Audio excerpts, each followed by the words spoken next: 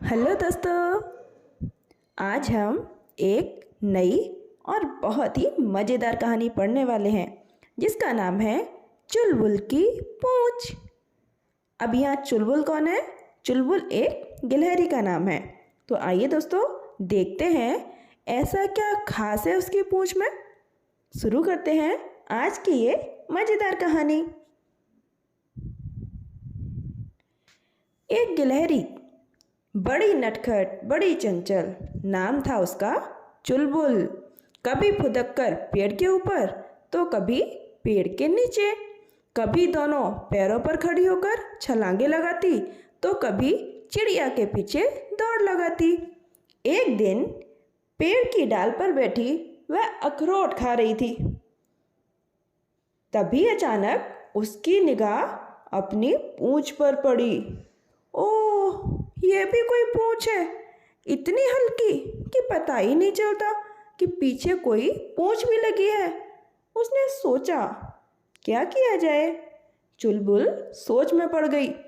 बहुत सोच विचार के बाद उसके दिमाग में एक बात आई।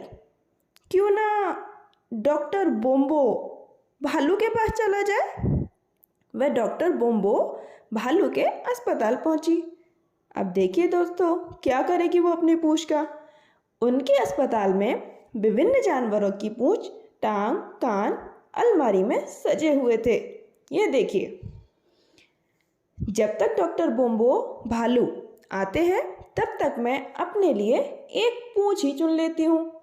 चुलबुल के मन में सोचा और तरह तरह की पूंछ देखने लगी। ये देखिए दोस्तों, यहाँ कितने जानवरों की अलग अलग पूंछ लगी हुई है। अब देखेंगे उसे किसकी पूंछ पसंद आएगी। काफ़ी सोच विचार के बाद उसने बंदर की पूंछ पसंद की। जैसे ही डॉक्टर बोम्बो कमरे में आए, चुलबुल उछलकर मेज पर बैठ गई। डॉक्टर दादा, मुझे बंदर की पूंछ लगा दो, उसने चहक कर कहा। डॉक्टर दादा, डॉक्टर बोम्बो ने अपने चश्मे के ऊपर से देखते हुए पूछा, तुम्हारी अपनी पूंछ का क्या होगा? मुझे अपनी पूंछ बदलनी है, चुलबुल मचली। अरे भाई, बंदर की पूंछ तुम्हारे लिए ठीक नहीं है, डॉक्टर बोम्बो ने उसे समझाया। मुझे कुछ नहीं सुनना है, बस आप मेरी पूंछ बदल दो, चुलबुल ने जिद की। अब क्या करेंगे डॉक्टर बोम्बो? ठीक है, अगर तुम नहीं मानती हो तो मैं तुम्हारी पूंछ बदल देता हूँ। डॉक्टर बोम्बो ने नाक पर चश्मा ऊपर खिसकाया। चुलबुल खुश हो गई। डॉक्टर बोम्बो ने उसकी पूंछ निकालकर उसकी जगह बंदर की पूंछ लगा दी। अब देखिए दोस्तों क्या होगा आगे। वाह, अब हुई ना बात। चुलबुल खुशी से झूम उठी। मैं भी बंदर भैया की तरह पेड़ की ऊंची डाल पर अपनी लंबी पूंछ लटका कर बैठूंगी। यूं सोचते हुए चुलबुल चल पड़ी। अब क्या होगा? लेकिन यह क्या, चला क्यों नहीं जा रहा है? शरीर इतना भारी क्यों लग रहा है? चुलबुल थोड़ी सी परेशान हो गई। बड़ी मुश्किल से दरवाजे के बाहर निकली। अपनी भारी पूंछ के साथ चलना उसे बहुत मुश्किल लग रहा था। किसी तरह पूंछ खींच खींच कर वह पेड़ के पास पहुंची। पेड़ पर चढ़कर थोड़ा आराम कर लूं, उसने सोचते हुए पेड़ पर चढ़ने की कोशिश की। लेकिन यह क्या, वह तो 1 इंच भी पेड़ पर नहीं चढ़ पाई। कई बार उसने कोशिश की, हर बार वह गिर जाती। आखिर थक कर बैठ गई। अब बेचारी परेशान होकर फिर कहाँ पहुंची। नहीं, यह पूंछ ठीक नहीं है, इसे बदलना पड़ेगा। यह कहते हुए उसने अपनी लंबी पूंछ को हाथ से उठाने की कोशिश की। किसी तरह लड़खड़ाते हुए वह दोबारा डॉक्टर बोम्बो के अस्पताल पहुंची। डॉक्टर दादा, यह पूंछ तो बहुत भारी है, कोई हल्की पूंछ लगा दो, चुलबुल ने थकी आवाज में कहा। मैंने तुम्हें पहले ही मना किया था, डॉक्टर बोम्बो कुछ गुस्से में बोले।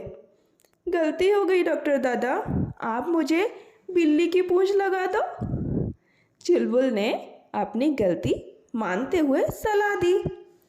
डॉक्टर बोम्बो ने बंदर की पूंछ हटाकर बिल्ली की पूंछ लगा दी। यह पूंछ बंदर की पूंछ से तो हल्की है, सोचते हुए चुलबुल चल पड़ी। पूंछ की अदला बदली में वह अब तक बहुत थक गई थी। वह पास के एक पेड़ के पीछे लेटकर आराम करने लगी। ये देखिए दोस्तों, बेचारी थकी हुई गिलहरी अब थकी हुई थी, इसीलिए उसे तुरंत ही नींद आ गई। अचानक जोर की आवाज़ सुनकर उसकी नींद टूटी। अरे बाप रे! एक बड़ा सा कुत्ता उसकी पूंछ देखकर उसे बिल्ली समझ उसकी ओर दौड़ता चला आ रहा था। चुलबुल भागी, आगे आगे चुलबुल, पीछे पीछे कुत्ता। अब क्या होगा? एक और नई आफत। ओफ! इसकी पूंछ के साथ तो मैं भाग भी नहीं पा रही हूँ। मेरी अपनी पूंछ कितनी हल्की थी, मैं कितने आराम से भाग सकती थी। चुलबुल अपनी गलती पर पछताने लगी। किसी तरह गिरते पड़ते फिर से पहुंची डॉक्टर बोम्बो के अस्पताल। अब क्या होगा और क्या करेंगे डॉक्टर बोम्बो? डॉक्टर दादा मुझे बचाओ! चिल्लाती हुई वह अंदर भागी। कुत्ता बाहर ही खड़ा रह गया। भौं भौं की आवाज़ आती रही। अब क्या हुआ? डॉक्टर बोम्बो ने पूछा। वह कुत्ता मेरे पीछे पड़ गया है, मुझे किसी की पूंछ नहीं चाहिए, आप बस मेरी ही पूंछ लगा दो, चुलबुल ने जोर से सिर हिलाते हुए कहा। अब तुम्हें समझ आई है ना? डॉक्टर बोम्बो मुस्कुराए। बिल्ली की पूंछ निकालकर उन्होंने चुलबुल की पूंछ दोबारा लगा दी। अपनी पूंछ पाते ही चुलबुल ने चैन की सांस ली और खुश होकर अपने घर की ओर चल दी। अब उसे कोई परेशानी नहीं थी। उसके होठों पर एक प्यारा सा गीत था। अपनी पूंछ है सबसे प्यारी, हल्की फुल्की न्यारी न्यारी, उछल कूद कर दौड़ लगाती, लगती नहीं है मुझको भारी। तो दोस्तों, कैसी लगी आपको ये कहानी और क्या सीख मिली आपको इस कहानी से? हमारी कोई भी चीज़ हमारे लिए बुरी नहीं होती, हम उसके साथ ज़्यादा कंफर्टेबल होते हैं। जैसा कि गिलहरी के साथ हुआ, जब उसने दूसरे के जैसा बनने की कोशिश की तब उसे कितनी दिक्कतों का सामना करना पड़ा। तो आप जैसे हैं वैसे ही रहिए और अच्छे अच्छे काम करिए, किसी और के जैसा दिखने की कोई ज़रूरत नहीं। आज की कहानी में इतना ही, फिर मिलेंगे ऐसे ही रोचक और मज़ेदार कहानी के साथ। तब तक के लिए बाय बाय, नमस्कार।